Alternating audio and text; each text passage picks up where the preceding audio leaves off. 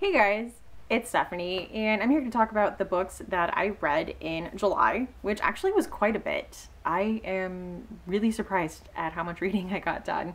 So this is going up a little later than my usual wrap-ups would, just because I was on vacation, so things got pushed forward a bit, but I still have a lot of books to talk about. I'm gonna start out on a negative note and get the one DNF I had this month out of the way. And that was a buddy read I was doing with Olive over at ABookOlive, and we picked up Pulitzer Prize winning The Mambo Kings Play the Songs of Love by Oscar Hijuelos. And I will leave a link to Olive's wrap-up down below. But this is a story of two brothers from Cuba who come to the United States in the 1950s to make it big in the music scene. Their band is called the Mambo Kings, and they have one lucky moment, that's their big break, when Desi Arnaz asks them to play their song, Beautiful Maria of My Soul, on I Love Lucy. And basically from there, it's just them growing old and nothing ever living up to that moment. The writing I couldn't get into. Also, there is so much sex in this book. I don't read a lot of romance, but I'm not a prude. These were just not good sex scenes. Like, I was reading them and thinking, for one, this was definitely written by a man. And Olive mentioned this in her wrap-up, but Oscar Hijuelos does a lot of telling, not showing. So we are constantly hearing about how amazing these two brothers are, that women constantly want them, their philandering nature, sizes of things. I was just rolling my eyes. It was so ridiculous. I don't know. It was just, I felt like he was telling me the story, like, by the way, they were really good, and also they were like really good lovers, but I just didn't believe him the way that, I don't know, I couldn't buy into the story. I couldn't get into it at all. I don't know why this won a Pulitzer at all. I really wasn't impressed with the writing. I wasn't impressed with the story. And like I said, some of the worst sex scenes I have ever read in my life. So this was a no from me. On a better note, I did read a Pulitzer Prize winner that was actually good. And that was another buddy read I did for The Amazing Adventures of Kavalier and Clay by Michael Chabon. This takes place, this starts out a little before World War II, and we follow two characters that are cousins, Joseph Kavalier and Sammy Clay. Joseph Kavalier is escaping Prague and goes to New York to meet with his cousin Sammy Clay, and stuff happens. Eventually they start launching a comic book, and this is the early 1940s, and the comic book is called The Escape Artists. We see the comic book, you know, in conjunction with the lives that they're living and their loves and everything that they're going through, and all of that also correlating to the stuff that's happening in the war. And Sammy and Joseph are Jewish, and just everything that that means and that entails. And this was an amazing story.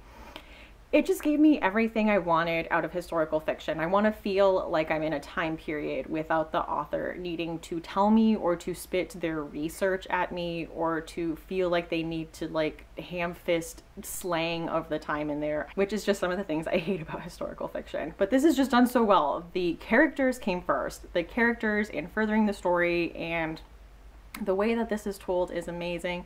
Sometimes there's chapters that are told in a little bit of a comic book style, and you just see how their lives at times are almost mirroring the sagas that happen to the escape artist, and just how crazy it is that stuff happens to them. And this was just absolutely amazing. I loved it. I buddy read this with James Chatham, and it was really good. It was a really good experience. I think both of us like to take our time with longer books, and he had really great insight into the story. So 100% recommend The Amazing Adventures of Kavalier and Clay. Next up was an ebook I read called Fantasticland by Mike Bockoven.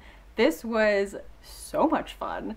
Fantasticland is about a theme park in Florida that's supposed to rival Disney World called, you guessed it, Fantasticland. In the story, we are following after the events that have happened. There was a hurricane, and there were some employees that ended up being stuck at the theme park, but they should have been okay. There was protocols and provisions, you know, in place, supposedly. But basically what happens is that immediately the park just delves into Lord of the Flies-esque levels of madness and chaos, including murder. And the way that the story is told is that there is a documentarian who is documenting the horrific events that happened over I think it's like 20 days that they were stranded there, and just why this happened and what happens to people when they think as a group and mob mentalities, because there really isn't a reason that this should have happened.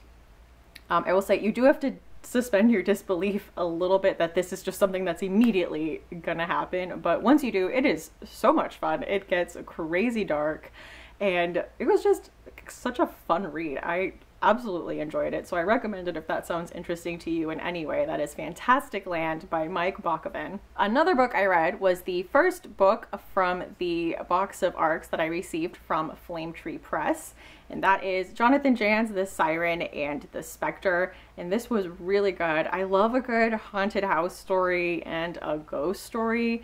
And so this follows David Kane, who is a skeptic, and he has been tasked with staying at this haunted house in Virginia called Alexander House. And as you can imagine, stuff starts happening. He maybe starts questioning if like maybe there is something here.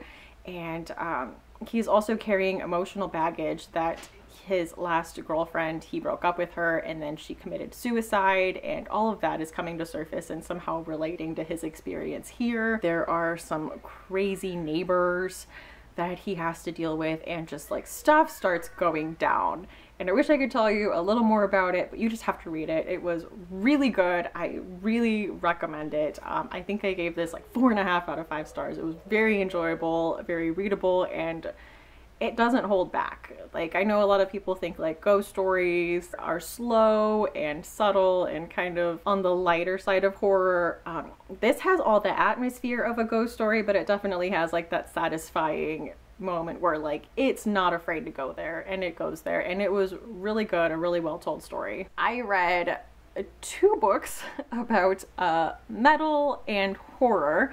The first one was Corpsepaint by David Peake, and this is about a washed up metal musician and a young guy that he's working with, and they go to Eastern Europe to partner up with this other cult like black metal band there, and they are going to work on something together. Of course, the band that they meet up with is into some dark stuff, and maybe they take the mythology of their music a little more seriously than he was anticipating. So this is a black metal horror novel. I will say I don't listen to black metal, and I feel like that maybe was to my disadvantage coming into this, because everyone that I've seen that likes black metal and has read this has enjoyed it. So I think me not being a fan of black metal really hindered my enjoyment of this book. I didn't connect to it. So I think this might work for you a little better if you're a fan of black metal and horror. I'm not. It didn't work for me, but like I said, everyone else that has loved it. So that is Corpsepaint by David Peake. Now up to one of my most anticipated releases of the year, and that is We Sold Our Souls by Grady Hendrix. This is also about metal and horror, but I think unlike that, this one I related to a lot more. And this follows Chris. She is in her 40s, working at a Best Western, and thinking about when she was in her 20s and in a metal band that was just about to hit it big. But then they split up, and the lead singer went off and had this amazing solo career, and she has just kind of been stewing in bitterness for the last 20 years.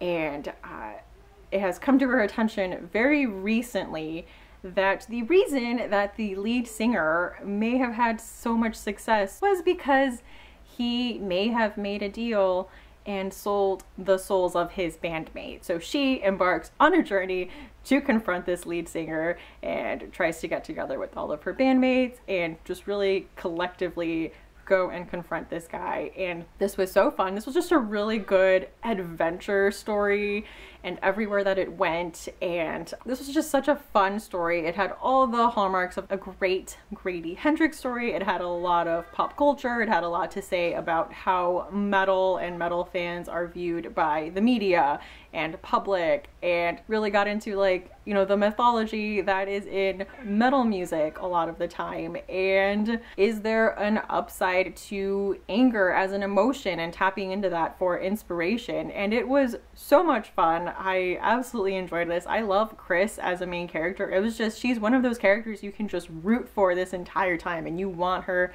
to succeed. Everything that happened was all kinds of levels of fun chaos. So I recommend this one. This is We Sold Our Souls by Grady Hendrix. The next book I read was Bay's End by Edward Lorn.